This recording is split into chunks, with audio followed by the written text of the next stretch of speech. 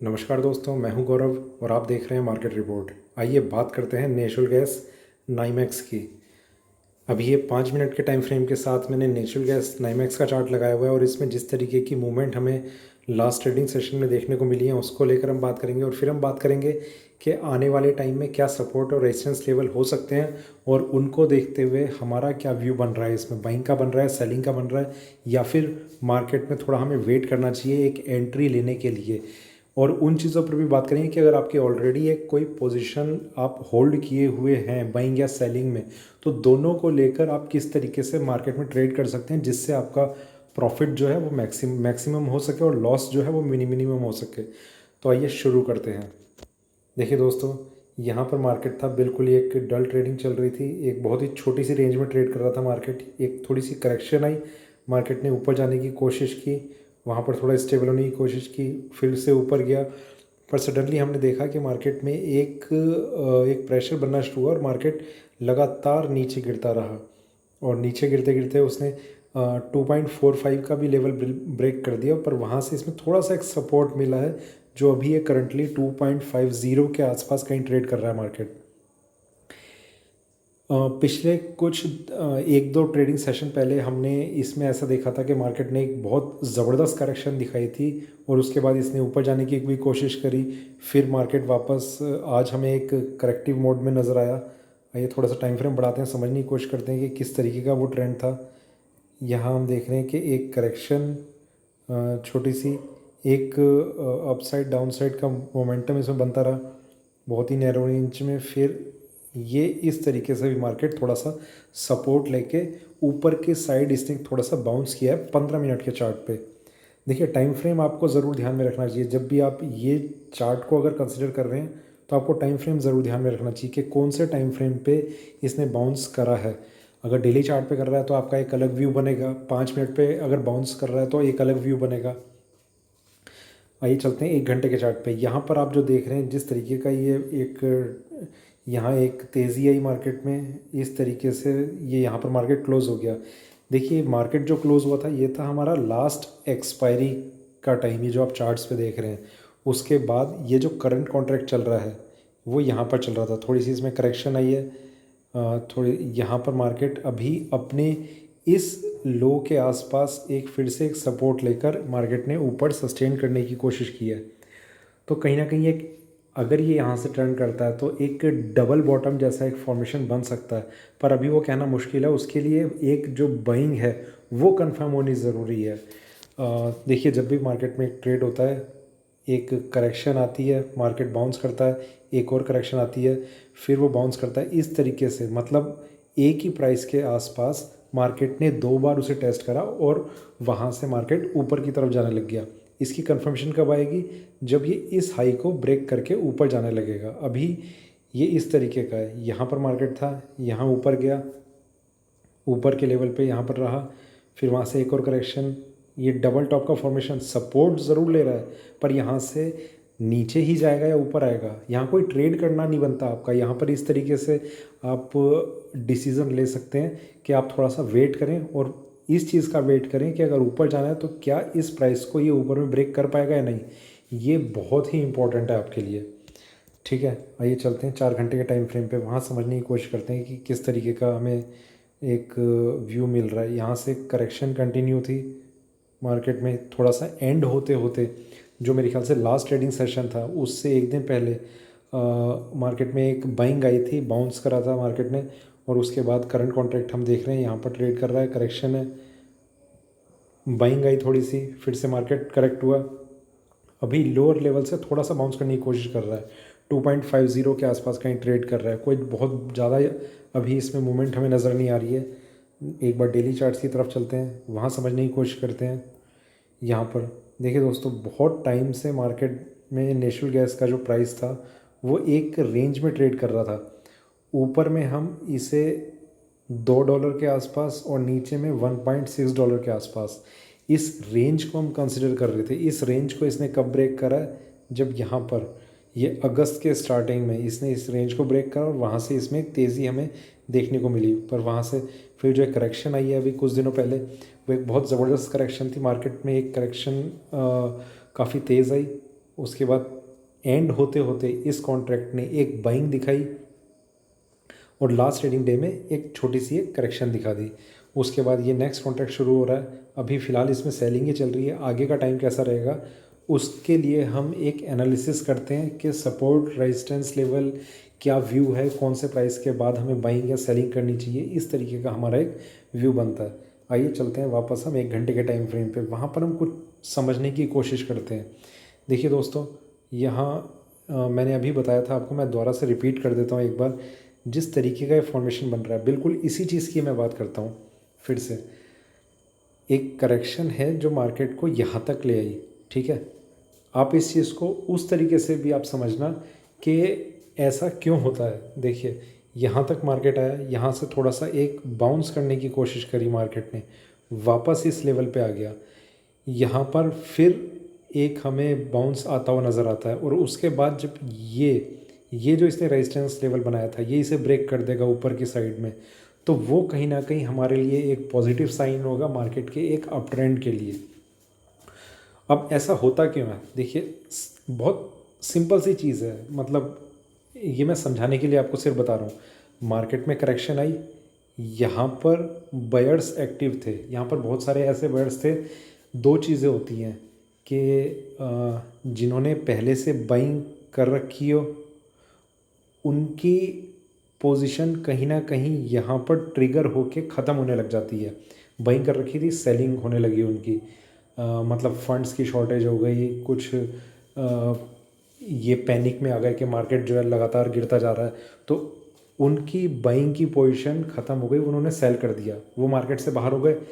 उनका जितना भी प्राइस मनी था उनके पास, जितना भी फंड्स अवेलेबिलिटी थी, वो सारे के सारे ख़त्म हो गए। मार्केट वहाँ से नीचे आया, यहाँ पर आकर फिर थोड़ा सा स्टेबल वो इसलिए होता है क्योंकि जिनके पास फंड्स की थोड़ी सी दिक्कत आ गई, प्रॉब्लम आ गई, वो मार्केट से बाहर निकल गए।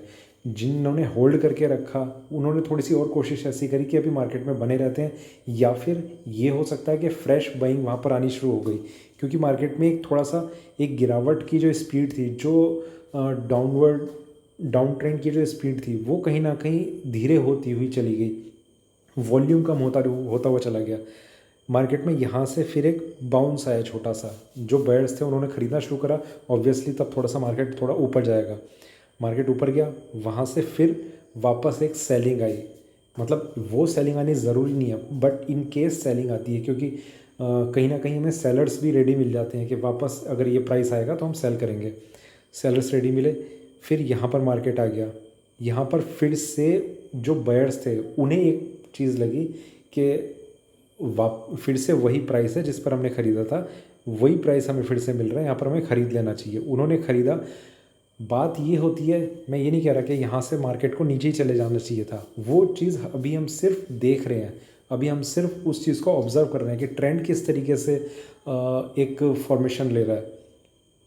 नीचे आया मार्केट, यहाँ से थोड़ी सी बाइंग आनी शुरू हुई, मार्केट ने ऊपर जाना शुरू किया और अभी तक हमें कंफर्म नहीं हो, कंफर्म कब होगा जब वो इस लाइन को ब्रेक कर देगा ऊपर की साइड में, इस टाइम हम बाइंग करेंगे। यहाँ पर देखिए हमारे पास यही कुछ पॉइंट्स होते हैं जो हमारी एक्यूरेसी को थोड़ा और स्ट्रॉन्ग करते हैं।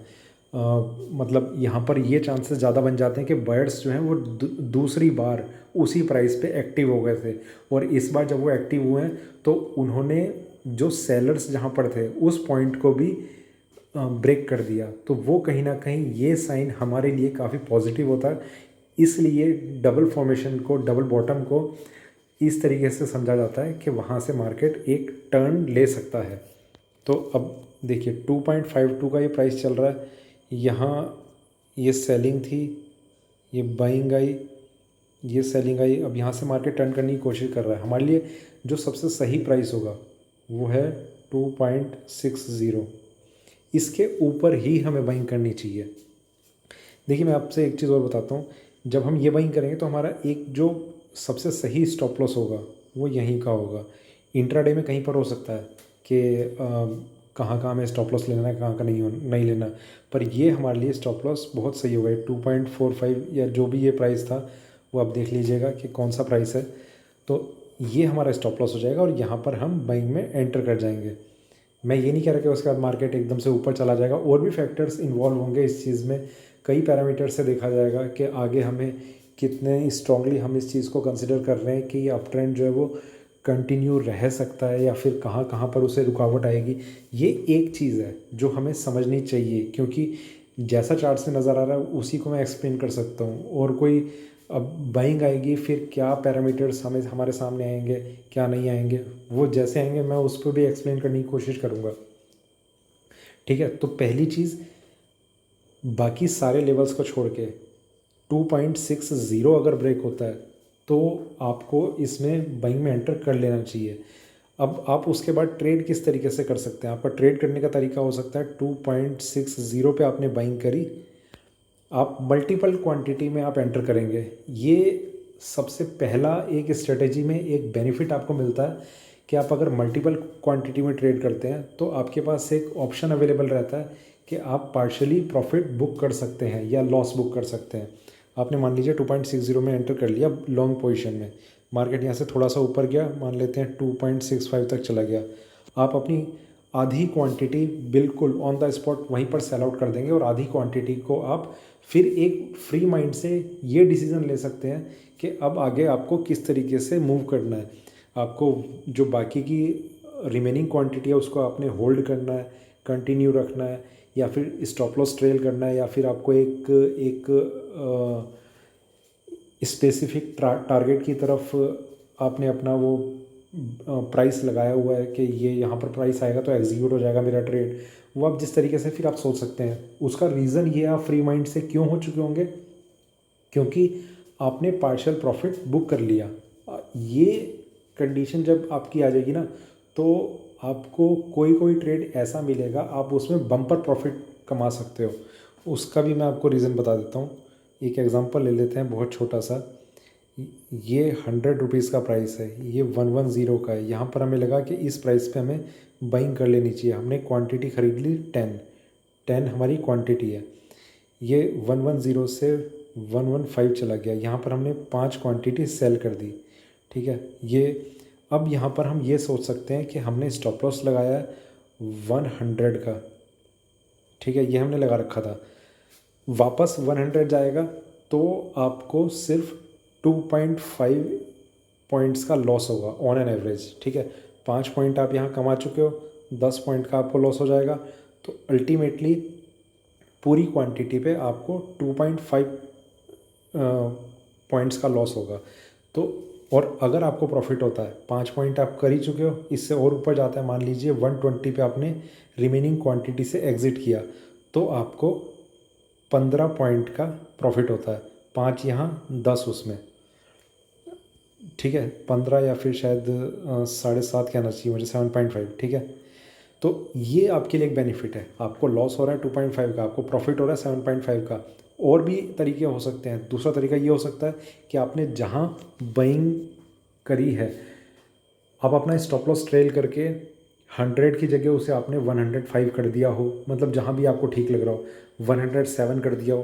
तो आप हो सकता है कि या तो आप ज़ीरो प्रॉफिट एंड लॉस पे निकलेंगे या फिर आप बहुत माइनर से प्रॉफिट पे निकलेंगे। तो आपके लिए कहीं ना कहीं ये बेनिफिट बहुत अच्छा आपको मिल जाता है कि जिस तरीके से आपने ट्रेड किया मल्टीपल क्वांटिटी में, ये ट्रेड करने का बहुत फ़ायदा है। आप अगर पार्शियल प्रॉफिट बुक करने की एक हैबिट डाल देंगे आपको इसका बेनिफिट ज़रूर मिलेगा। तो ये एक तरीका है आपको प्रॉफिट मैक्सिमाइज़ करने का और लॉस मिनिमाइज़ करने का। आइए और कुछ लेवल्स की बात कर लेते हैं। यहाँ पर देखिए, अभी जैसे ये कंटिन्यू है ऊपर की तरफ जाने में, नेचुरल गैस का नाइमैक्स का कॉन्ट्रैक्ट करंट कॉन्ट्रैक्ट की मैं बात कर रहा हूँ। इसमें एक प्राइस अभी थोड़ा सा ऊपर ही है, बहुत ज़्यादा स्ट्रॉन्ग नहीं है, पर वहाँ पर हम कंसिडर कर सकते हैं 2.56 ये प्राइस है। यहाँ पर हम एंटर करके थोड़ा सा वेट कर सकते हैं, वो हमारे लिए थोड़ा सा रिस्की ज़रूर हो जाएगा। 2.56 पे हम एंटर करके हम 2.60 के ब्रेक होने करने का वेट कर सकते हैं। अगर ये भी ब्रेक हो जाता है, हमने यहाँ पर एंटर करा, ये भी ब्रेक हो जाता है, तो हमारे लिए वो एक और अच्छी चीज़ हो जाएगी कि हमारा बाइंग का लेवल थोड़ा सा नीचे है और ये प्राइस ब्रेक हो गया तो हम और ज़्यादा एक अच्छे, मतलब एक पॉजिटिव जोन में एंटर कर चुके होंगे। दूसरी चीज़ और दोस्तों, मैं यहाँ पर नेचुरल गैस में ये बताना चाहता हूँ, नेचुरल गैस ओवरऑल इसने अभी तक बाइंग का कोई रिवर्सल साइन नहीं दिया है। ये इंट्राडे में ये स्ट्रेटजी काम कर सकती है, वो आपके लिए ज़रूर सही है, पर अभी तक इसने रिवर्सल का कोई साइन नहीं दिया है। वो साइन कब आएगा कब नहीं आएगा, इसके ऊपर मार्केट अगर सस्टेन करता है 2.60 के ऊपर अगर सस्टेन करता है तो वही एक साइन होगा कि मार्केट ऊपर की तरफ कंटिन्यू कर सकता है। देखिए मार्केट में ऐसा मुझे लग रहा है कि नेचुरल गैस में एक तेज़ी आनी है, पर ये फॉर्मेशन डबल बॉटम का है, ये बन चुका है या नहीं ये 2.60 के ब्रेक होने के बाद ही पता चलेगा। तो दोस्तों ये था मेरा नेचुरल गैस पे अभी का वीडियो अच्छा लगे तो लाइक करें, शेयर करें, बने रहें मेरे साथ, देखते रहिए मार्केट रिपोर्ट। धन्यवाद।